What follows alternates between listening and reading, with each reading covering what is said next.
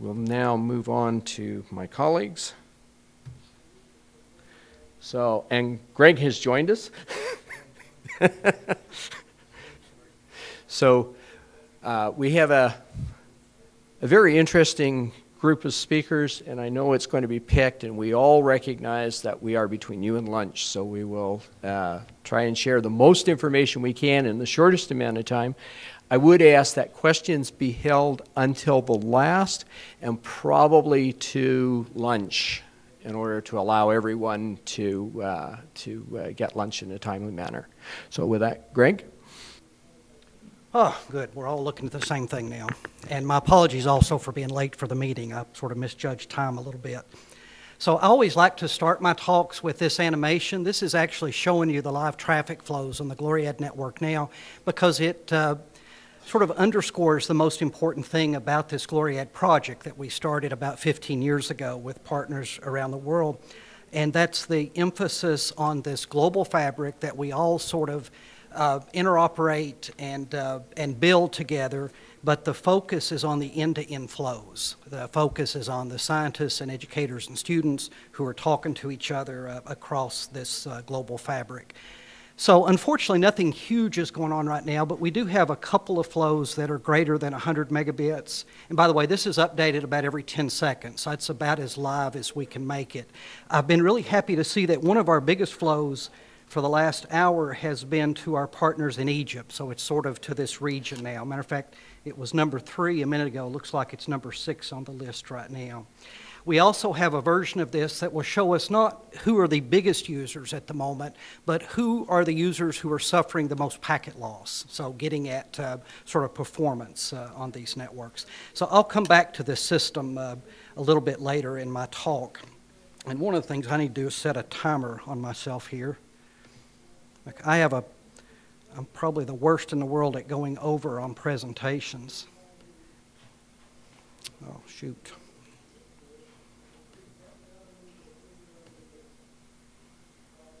And once again, yeah, we're looking at the same thing. So maybe Jonathan will just drag me off the stage when time is up. So that's good. It's happened before. So actually, it happens often. So I'm going to talk to you about Gloriad. It's an acronym, Global Ring Network for Advanced Applications Development, a project that we started with Russian partners many years ago, then added Chinese partners, and then we've added others around the world, which I'll introduce you to as I flip through these slides.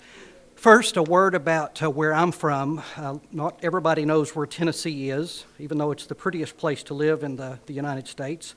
I'm going to zoom in. It's in the southeastern part of the U.S., in the southern Appalachian Mountains, and our office and the Gloriad U.S. home is based on the campus that you see in the background of this picture here. UT is known for several things. It's the flagship research campus for the state of Tennessee, about 200-year-old university. We manage with Battelle the largest open science laboratory in the United States. And we've become known in recent years, thanks to the work of Thomas Zachariah and others at Oak Ridge, in building some of the biggest supercomputers in the world. The supercomputer at Oak Ridge right now, I think, is ranked number 2. Every once in a while, we rise to number 1, but that's our Chinese friends have that ranking at the moment. And I point out Dr. Zachariah here. He was deputy director of Oak Ridge when he was my boss, and he was a big supporter of this Gloriad program.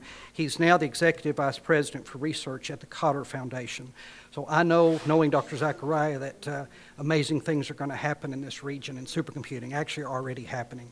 Some of the largest science instrumentation in the world is located in the hills of East Tennessee at Oak Ridge. This is the Spallation neutron source, and it's just a really beautiful place to live. We're in the southern Appalachian Mountains, a lot of rivers, mountains, wildlife, and bears.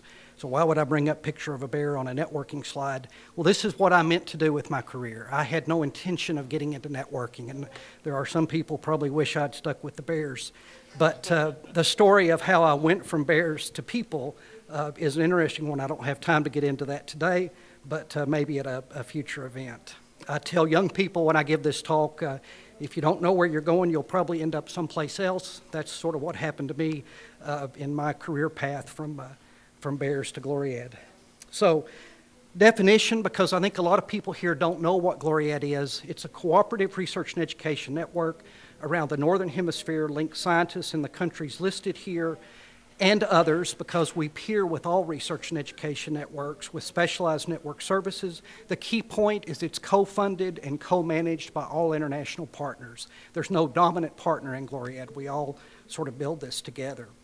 So the point in yellow, I think, is the most important to me. It's a collaborative program to expand science education, cultural cooperation, exchange. The National Science Foundation has funded me over the years about almost $20 million for this work. But a very important point to me, our international partners have contributed almost $250 million to this. So in a sense, the U.S., though we in a sense lead this project from NSF perspective, are the sort of the tail wagging the dog. We're part of a broader NSF program called International Research Network Connections, and as I like to tell the story, it started from a single email, sort of another happy accident. So this is the topology of the GLORIAD network right now. The one change, I tried to sort of lighten the link between Netherlight and India, because that link is down now. We're working with our partners in Bangalore to bring it back up, but we sort of ran out of time on a donated link, and we haven't yet arranged the money. We've not given up, but it's going to take some time. So that link is actually not operational now. The other links, actually some of them are bigger than the map gives here. Our Korea links have been upgraded in the last year to 25 gig. Just today, we've turned up the 10 gig link from the U.S. into Netherlight that's going to serve U.S.-Russian collaboration and also collaborations with some of the organizations in this room. So here are our partners. SurfNet, Alexander and his colleagues have been among our best partners in GLORIAD and really among the best networkers in the world. My job, oftentimes, I send people to Amsterdam and to Chicago to exchange traffic and to meet what I think are among the best networkers in the world. So here are our sponsors, and I'll talk about the history a little bit later. We are a part of what's called the Global Lambda Integrated Facility, the GLIF, wonderful organization. Basically, all the links in GLORIAD are contributed to the GLIF, and we use a lot of links from GLIF as a part of GLORIAD. So this is an informal group. It's innovative, creative, big focus on sharing resources. Everyone is welcome. It's developed for our world the concepts of open exchanges, light path networking, hybrid networking, NSI for dynamic provisioning, etc. Very effective leadership over the years by Keith Sneggers of SurfNet, who is one of my heroes in the networking world. And I sort of consider GLORIAD as a little sister of GLIF, or in a sense, a mini GLIF with sponsor commitments, as we sometimes say. So, and this is maybe the most important slide in my whole presentation. I hope you'll come to the GLIF workshop in Prague, one of the most beautiful cities in the world, and really I think best networkers in the world gather each year for this meeting. And it's a great place to meet people who are interested not only in networking, but in developing good sharing models for global networking. And please come to our GLORIAD meeting there too. We held our annual GLORIAD meeting with the GLIF each year, and everyone's welcome. So I'm not going to read this slide to you, but just to give you an idea that I'm really old and have been at this for a long time, I calculated coming to present here, I've traveled maybe 2 million miles boring audiences all over the world since we started this almost 20 years ago. We started as an online community network focused on getting people in the U.S. and Russia to work together. I didn't mean to get into physical networking, but we had to do it because we couldn't get data moved from one place to another fast enough. So we ended up doing civic networking across Russia and in my East Tennessee community.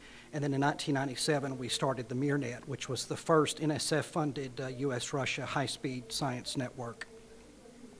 We launched the GLORIAD, the first ring around the earth for science and education between U.S., Russia, and China at this ceremony pictured here in January 2004. So we just passed our 10th birthday on the GLORIAD project.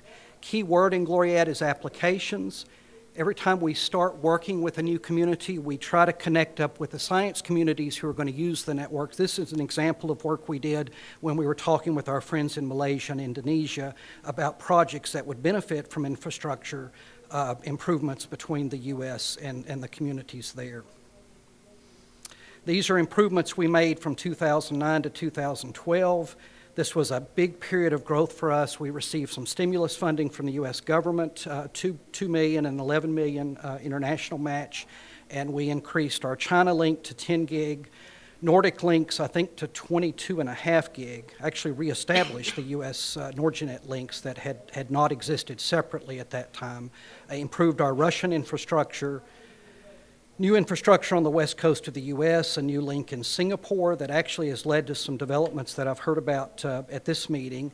Our wonderful partners in Bangalore on the BiLite, now called India Light project. That link came up in June 2012, and we saw single flows exceeding 2 terabytes. This was a big deal. These were the biggest flows between U.S. and India that I think we've seen before or since. And then our big project, and a wonderful project, probably my favorite in some ways, was the work we did with Egypt. The link was delivered in December 2011. This link came up during the middle of just amazing social upheaval. I made 5 trips to Cairo during this time. Our Egyptian partners never gave up. They paid all the costs. They've now got 2 622 meg links to Amsterdam. One of them peers with Géant, the other comes on to Chicago. And this is carrying set production traffic, and as we've seen, some of the biggest flows on Gloriad today are coming from the U.S. Into Cairo. And we finally delivered on President Obama's promise of video conferencing between students in the U.S., in Knoxville in this case, and in Cairo. So why high-speed networking? When we started this, I needed to move a 50 megabyte data file every weekend from Knoxville, Tennessee to Pushna, Russia. These were scientific citations that supported Russian scientists who at that time were starved for information, and I couldn't do it. The connection would break every time. We started with 19.2 kilobit connection into Pushna and ended up getting special grants to improve this to 256K. It still wasn't enough. This is what I had to do every weekend to move that 50 meg file, split it up into 1,000 pieces, compress it, do parallel FTPs. Some of you may be familiar with this technique if you've been around networking for a while. It's painful, it works, it takes forever, and you don't want to do it very long. This is how we got motivated to submit for funding from the National Science Foundation. Today we see flows 10 times that large go across in 10 seconds. So the development of this infrastructure really has worked to further U.S.-Russian ability to share data. Gloriad today, well, we're getting, okay, I'm going to have to move pretty quickly. I assume these slides will be posted someplace later, so if this is interesting to you, you'll be able to read it in more detail. So these are the, in terms of technical operations of Gloriad, we have equipment in various places. We peer with all the research networks in the U.S. These are the international circuits. We've looked at this. As I say, no Glyph, no Gloriad. Some future plans and activities that we hope will bear fruit in the future. We talk about Gloriad in growth in terms of total traffic from 1999 until just this last year. I think before our current grant ends, we'll see our first petabyte month, probably about March or April next year if the current trends continue. This is our insight system where we can look at traffic across Gloriad Live in terms of geographic regions. This was traffic early this morning to and from Africa across Gloriad to this Middle East region. This is packet loss on all U.S.-Asian flows across the network. And these are other ways that we can sort of click and drill down into the data to see traffic by state, by country, by TCP protocol, and so on. We can look at traffic by discipline in terms of organizations. These are all federal agencies using Gloriad at a certain time this morning when I took this screenshot. In terms of applications, this is web traffic, this is DNS traffic. This is by protocol, TCP versus UDP, of course by VLANs, by AS numbers. This is a special display that looks at all traffic to the Gloriad equipment. We have 100 devices, and we monitor very closely all traffic in and out of the Gloriad equipment. Perf sonar traffic, we can actually see it from this system before we can actually get it off the perf sonar archives. And here we can look at all the potentially mischievous traffic occurring on the network. This is based on IP reputation data, which is updated every 2 hours. These were all the events that occurred over a 5-minute period this morning. These were botnets or IP addresses listed as botnets. This is another category. This is from a list called hostile. And then our key now is operationalizing this data so that we work with our partners to remedy performance problems as well as security problems. Numbers, 15 million IP addresses, and so on. These are the customers. We have a special database we've developed over 15 years of 14,000 science and education institutions around the world. This is how we track and label use of the network by institution. And a lot of ways of categorizing the data and presenting it based on latitude, longitude, and so on. And so I'm going to flip to my last slide here. These are science applications across that use the network. Science success stories, these. And one special point for me, this is not all about big science. We expect to see big discoveries coming more and more from little science players. And I've heard it talked about this morning, citizen science. This is a very exciting use, I think, for the use of these R&E infrastructures. And big important thing to us is getting young people connected to the infrastructure. Some of the most impactful developments in the last 10 years coming from the internet have come from young people. This includes the web itself, Mosaic, Google, Facebook, and so on. So we aim at connecting the students, and the scientists will, of course, be connected as well. So this is where we're going next, and I promise I really am down to the last slide. Our current ProNet grant ends in 1 year. Our next activities include open sourcing the Gloriad Insight system. Crowdsourcing cybersecurity is a big issue and something that we've gotten many of our Gloriad partners, including our Chinese partners, to work with us on. We're trying to push use of some of these technologies to young people. This is something that the National Science Foundation is quite interested in. Working on new infrastructures with our partners in India, in Southeast Asia, in this Gulf region, in Africa, and eventually I hope we're going to be talking about Central Asia. Supporting transcontinental supercomputing. One of my absolute heroes in the world of R&E networking is sitting in this room, Yves Pop, and I think this is one of the most exciting developments, and I hope everyone will hear his talk this afternoon. And I'm trying to get to my thank you slide. Boy, I put a lot of slides in here. Finally, I want to say in the R&E world, we struggle to get 1 gig, 10 gig, and now 100 gig circuits in place. Let's keep in mind that Amazon, 102 terabits into their data centers and designing their own protocol improvements to improve performance.